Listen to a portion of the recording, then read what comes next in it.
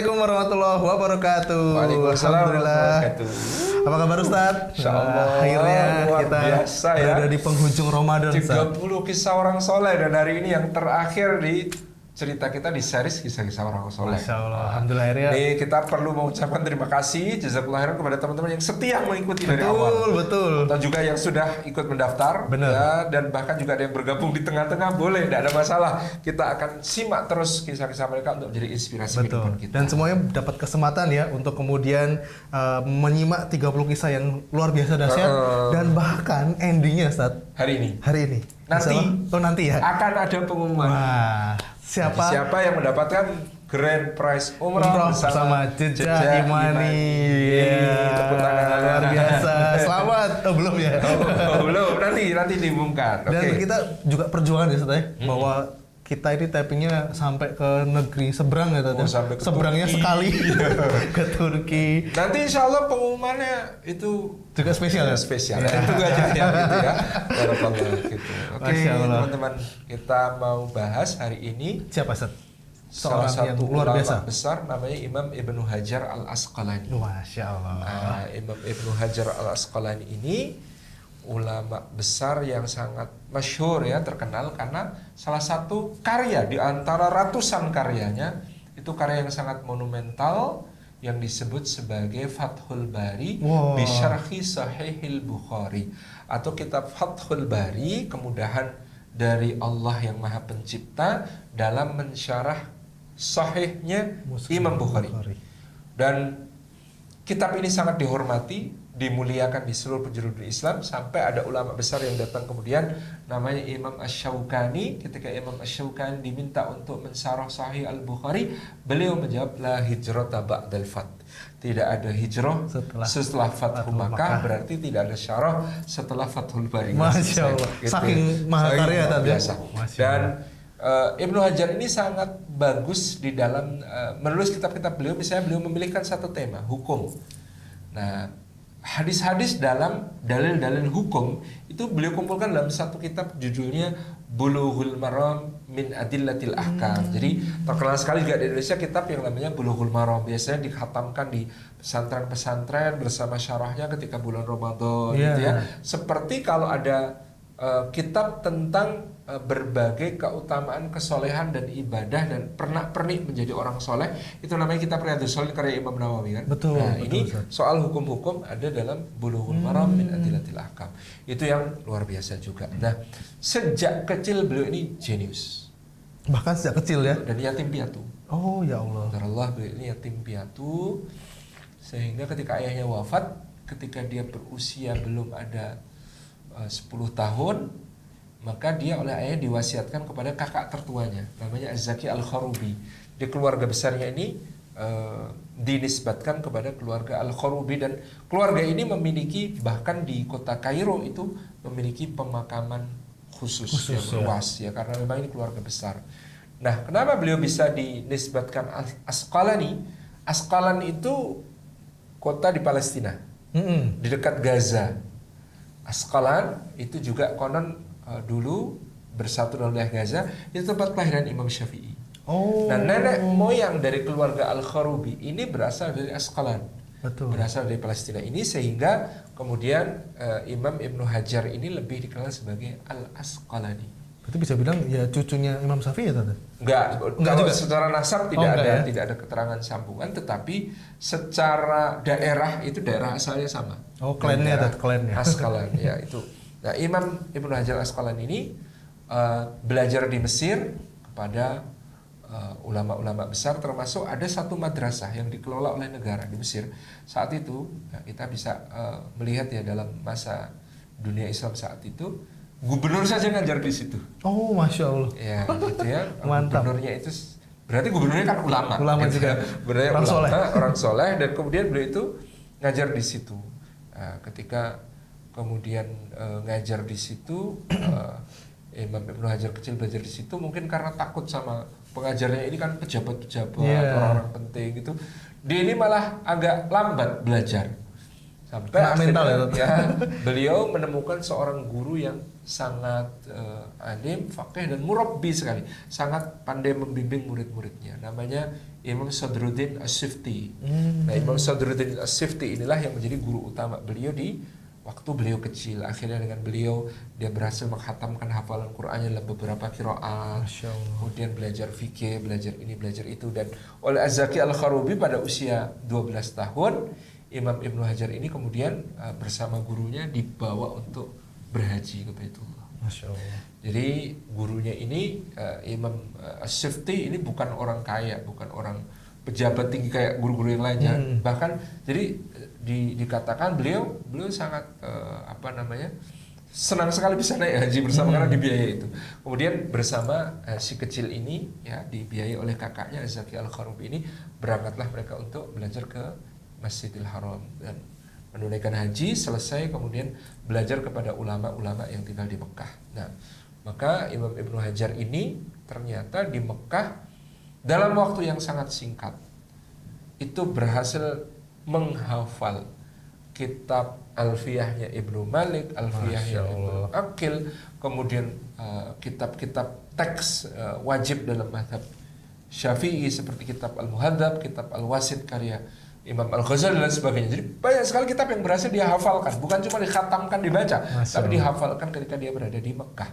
Dan ada salah satu cerita yang menarik ketika dia di Mekah itu dia minum air Zam-Zam. Ketika dia minum air Zam-Zam, dia berdoa. Salah satu doanya itu, ya Allah, jadikan aku melampaui Imam Ad-Dhahabi. Nah, jadi waktu itu di masa itu standar orang pinter itu Imam Ad-Dhahabi. Nah, jadi Imam Ad-Dhahabi tadi kita sudah cerita itu muridnya Ibnu Taimiyah. Itu hidupnya ya kira-kira 50 tahun sebelum Imam Ibnu Hajar. Lalu waktu itu orang semuanya mengakui ulama dunia itu siapa? Ad-Dhahabi gitu ya. Makanya dia minum, bismillah, semoga Allah jadikan aku melebihi Imam Ad-Dhahabi, diminum. Nah, menurut para ulama doa ini mustajab kabul ya? Karena kemudian nanti ya di berbagai penjuru dunia Islam orang lebih kenal Ibnu Hajar Asqalani daripada Imam Ad-Dhahabi.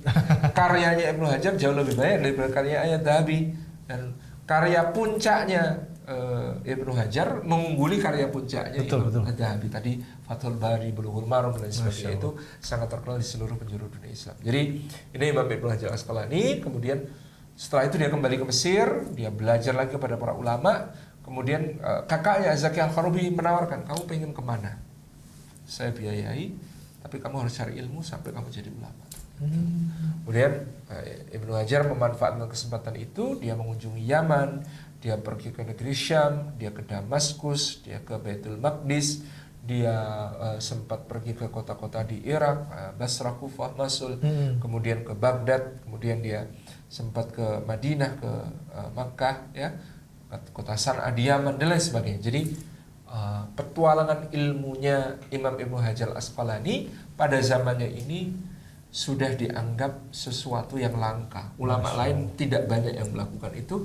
Karena apa? Karena pada saat itu peredaran kitab-kitab sudah lumayan bagus, ya. Sehingga kadang-kadang orang tidak lagi memerlukan, saya nggak usah ketemu ulama itu, saya sudah baca kitabnya, saya sudah dapat kitabnya, saya sudah baca tulisannya dan sebagainya. Sedangkan Ibnu Hajar memakai cara klasik dalam belajar, mengunjungi kota-kota dan menemui para ulama-ulamanya. Sehingga pada diri beliau terhimpun ilmu yang luar biasa. Sehingga pada akhirnya beliau diangkat menjadi Qadhi Mazhab Syafi'i, Qadhi Al-Qudat, bahkan Qadhi Agung Mazhab Syafi'i Daulah Abbasiyah di Mesir ya. Jadi seluruh Mesir kalau ada persoalan hukum yang paling pelik, rujuknya kepada Imam Ibnu Hajar Asqalani. Nah, dalam tajuk yang kita pasang adalah Imam Ibnu Hajar dan kisah tentang penjara dan surga. Waduh, itu apa ceritanya. Gimana itu? Jadi Imam Ibnu Hajar ini ketika menjabat sebagai qadhi itu sudah usia sepuh. Oh, malah udah sepuh ya? Sudah sepuh. Nah, ketika beliau menjadi qadhi dalam usia sepuh, beliau mendapatkan kereta dinas yang nyaman, bagus, mewah gitu ya. Kali ya dari rumahnya ke kantor, dari kantor pulang ke rumah dan sebagainya di kota Kairo pada zaman itu. Nah, pada suatu hari itu Imam Ibnu Hajar Asqalani itu dihadang orang. Non-muslim ya? Non-muslim, dia Yahudi. Yahudi. Orang Yahudi ini dia bekerja di pertambangan minyak. Oh, kotor ya, minyak ter. Waktu itu tuh urusan sama minyak itu pasti kotor-kotor.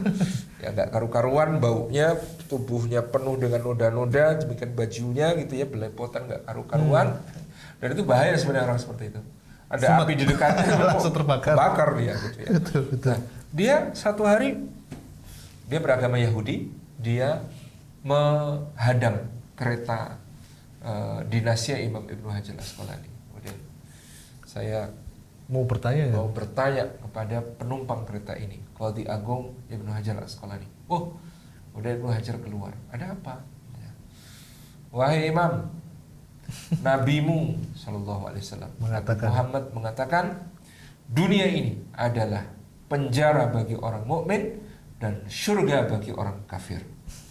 Coba perhatikan keadaan kita. Engkau hidup dengan penuh kemewahan seakan-akan berada di surga.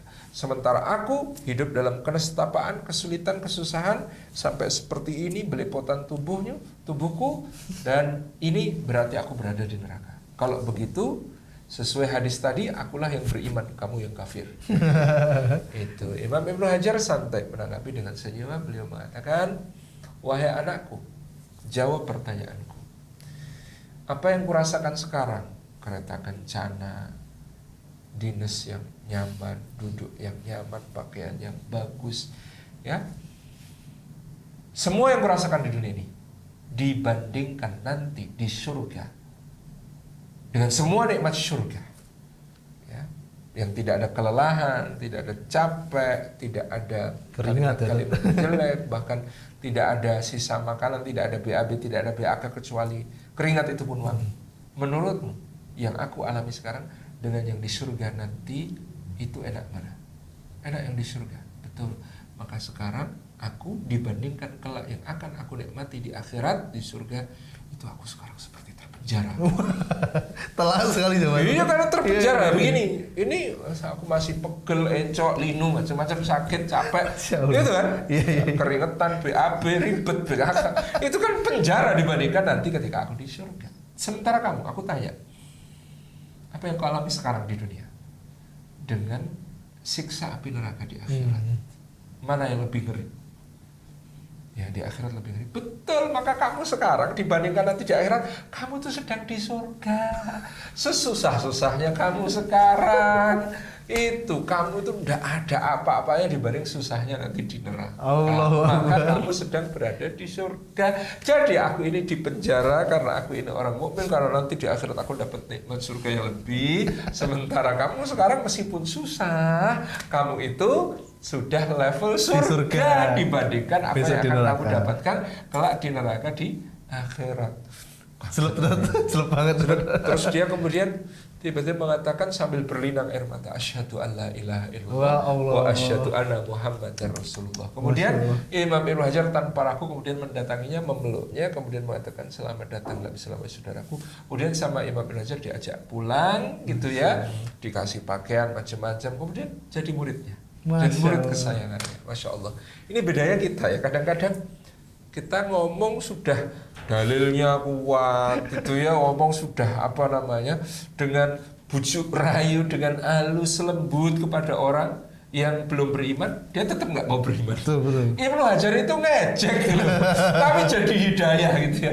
Itu kan kekuatan rohani yang luar biasa. Ada orang-orang yang ngejek saja bisa jadi hidayah, dan itulah Imam Ibnu Hajar Asqalani yang luar biasa. Daya setrum ya tadi. Ya, daya setrumnya karena memang ibadah yang terjaga, kehebatannya itu orang soleh ya. Orang soleh itu ngejek saja jadi hidayah. Masya Allah, gitu ya. Tersindir ini. Jadi, nah Imam Ibnu Hajar dengan segala keutamaan, kemuliaannya, beliau terus mengajar ya dan menulis, dan kitab-kitab beliau menjadi warisan kita sampai sekarang. Beliau itu punya guru-guru utama seperti Imam Al-Hafidh Al-Iraqi ya. Kemudian beliau juga punya guru-guru yang sangat banyak dari berbagai penjuru dunia ya, yang paling kuat dalam memberikan pengaruh kepada beliau dalam keilmuan terutama di mazhab Syafi'i. Meskipun orang mengakui Ibnu Hajar itu bukan hanya menguasai keilmuan dalam mazhab Syafi'i, tapi semua mazhab beliau tahu. Semua mazhab beliau baca kitab-kitab beliau yang sangat memahami. Ini menguasai semua ya Tat ya? Iya, ini kayak cerita tentang Kiai Maimun Zubair. Nah, Gimana Ustaz? di ruang tamunya itu ada kitab-kitab. Nah, ini kitab mazhab Syafi'i, ini kitab-kitab mazhab lain. Beliau itu lebih suka bukai kitab-kitab mazhab lain. Ditanya kok yang nggak pernah dibaca yang kitab mazhab Syafi'i, terus beliau senyum gitu. Ternyata ya sudah hafal. Ya, karena kok nggak pernah dibaca sudah hafal. Masya Allah. Gitu ya. Ibnu Hajar juga begitu sangat. Beliau itu semangat belajarnya luar biasa. Nah, salah satu muridnya Imam Ibnu Hajar Al-Asqalani itu namanya Imam Zakaria Al-Ansori. Nah, yang menarik, Imam Zakaria Al-Ansori adalah guru dari Maulana Syarif Hidayatullah.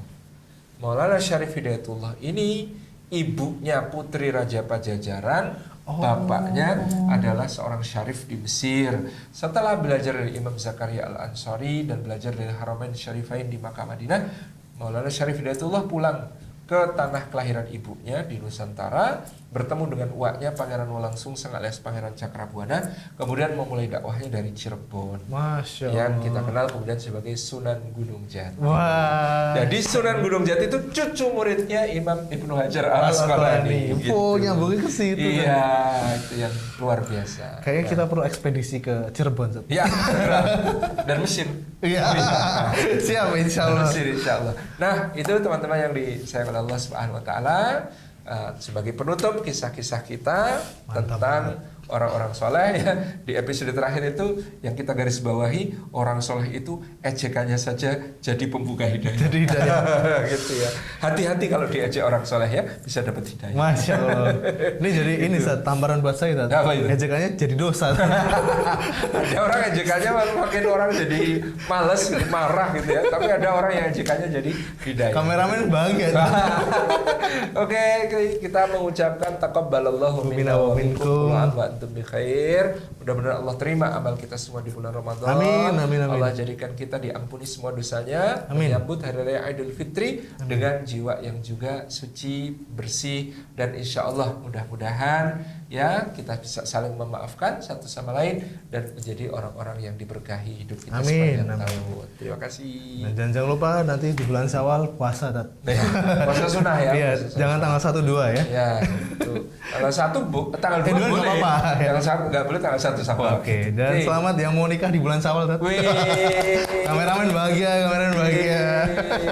Amin amin. Ikan bawal diasini. Apa itu Tat? Bulan Syawal mau dikawinin. Iya, cakep. Gitu ya. Baik, teman-teman semuanya, kita cukupkan kisah-kisah orang soleh. Insya Allah kita sambung di Ketemu juga di seri selanjutnya. Insya Allah, yang tidak insya Allah. kalah seru. Insya Mantap. Allah. Nanti di bulan Syawal akan ada yang menarik sekali Ada, Tat. Insya Iya. Allah. Gitu. Jangan lupa saksikan terus di Saf Original. Insya Allah akan banyak sekali hal-hal yang menarik di masa yang akan datang. Amin. Matur Amin. nuwun semuanya. Assalamualaikum warahmatullahi wabarakatuh.